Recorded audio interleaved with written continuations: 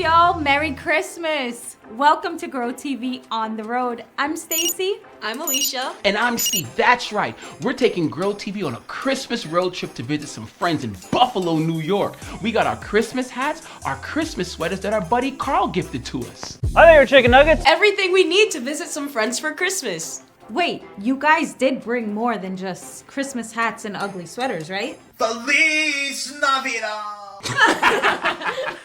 Of course we did. Thanks for looking out for us, though, Stace. We always depend on you to guide us in the right direction. Stay on this road for the next 100 miles. 100 miles? What are we gonna do with the time? Quick, let's play a Christmas road trip game. I got it. This game is called Road Story Relay. Fun! How do we play? Easy. I start a Christmas road trip story, then I pass it. Then we keep passing it until the story is complete. Cool? Let's do it. Okay, so 3 friends were heading out on a Christmas road trip, and they were bringing along a tin of Grandma's famous peppermint chocolate chip snowflake cookies. They stopped at a rest stop and noticed a squirrel in a Santa's hat looking at their car. When they got back to the car, some of the snowflake cookies were gone, and there was a trail of squirrel tracks and cookie crumbs left behind. It looks like their Christmas road trip had just changed.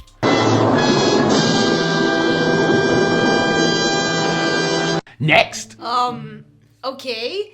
The 3 friends followed the tracks and crumbs and it led them to a farm. That's where they saw a goat with antlers on its head. The goat was munching on what looked like suspiciously like one of Grandma's snowflake cookies while practicing for the Winter Goat Olympics in freestyle ice skating. What? Amazing. The 3 friends tried to catch the goat and got covered in snow and ice in the process. The goat eventually dropped the cookie and they got back on the road. There, they got in a huge traffic jam caused by a giant Christmas sleigh. They opened the tin of cookies for a snack and some were missing again. They looked in the car beside them and there was a dog, tail wagging, tongue out, with tinsel around its neck from the cookie tin. Next. Okay. How do I guide the story home? Okay, got it. The people in the car next to them noticed them looking at their dog. It turns out they had a cookie tin too. So while stuck in a traffic jam, the 2 cars swap cookies, laughs, and Christmas good times. When they finally make it to their destination, they realize their cookie tin is empty. All Grandma's snowflake cookies are gone. The 3 friends were so sad when they knocked on Grandma's door and showed her the empty cookie tin.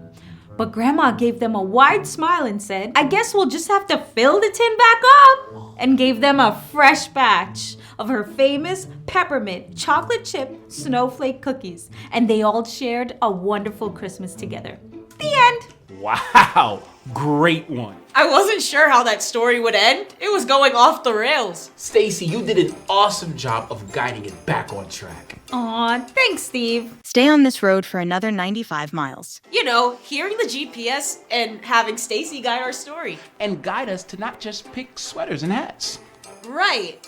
Makes me think of all the ways God uses people to help guide us in life. Yeah, the story of Jesus' birth from the Bible is full of situations just like that. Like the angel Gabriel. And the birth of John, who would guide people to Jesus. In Luke 1, we meet Zachariah and Elizabeth. They lived in a place called Judah and were known for their deep love for God and their faithfulness to God's law. Oh, I think I remember their story.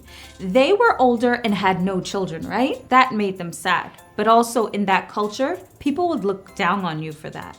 That must have felt awful. Totally. Zachariah was a priest, and one day it was his turn to enter into the temple while everyone else just prayed outside. Then something happened that changed everything. Good storytelling, Steve. Thank you. Just like you said before, here comes Gabriel. Gabriel was an angel who appeared to Zechariah. Imagine how surprised he must have been. And maybe a little scared. Absolutely. But Gabriel said in Luke 1:13, Do not be afraid, Zachariah. Your prayer has been heard. Your wife Elizabeth will bear you a son, and you are to call him John. Gabriel said John would bring them joy. Yeah, but also explained that John would have a super cool purpose for his life, helping people get ready for the Savior. Easy, but Zachariah, like a lot of us, might have been, wasn't too sure about all of this. Right. I mean, how was this gonna happen? Zachariah and Elizabeth were old. That's what he said to Gabriel. And because he asked how it could be, Gabriel said that he wouldn't be able to speak until John was born. Imagine not being able to tell anyone what just happened. Zechariah had to think about it all in silence for months and wait for the baby God promised. Then, just as Gabriel promised, Elizabeth had a baby boy. And just like Gabriel said, their hearts were overflowed with joy. People thought the baby would be named Zachariah after his father, but Elizabeth knew God had a special plan for this little guy. In Luke 1:60, it says, "But his mother spoke up and said, 'No, he is to be called John.'" People looked at Zachariah to see what he had to say. But he couldn't say anything until he wrote, "His name is John," on a tablet. At that moment, his voice returned and he praised God. Everyone was amazed. John grew up to be a bold man of faith. Didn't he wear like camel clothes and eat bugs and stuff? I'm telling you, kid, this is the great life. Yeah, and he also preached to people about turning back to God. His mission was to guide people to meet Jesus, the Savior of the world. Just like Gabriel guided Zachariah and John guided others, God places people in our lives to help guide us. People like parents, teachers, and friends to help guide us in our faith. And get us back on track when we need it. We're never out there navigating alone because God gives people to guide us. So, John's whole purpose was to guide people to Jesus? Pretty cool, right? That's why I think a big part of Christmas is being grateful for the people that God put in our lives to help guide us. I'm so thankful for my mom. My grandpa? I'm thankful for my friends, like you guys. Who are you thankful for? Who has helped guide you in your life? Thank God for those people who give you wise advice and tell you things that are true. Right, those people are there on purpose because God gives people to guide us. It's been fun making up stories with you. And learning an awesome and true Bible story with you. It's always good to learn and grow together. Bye.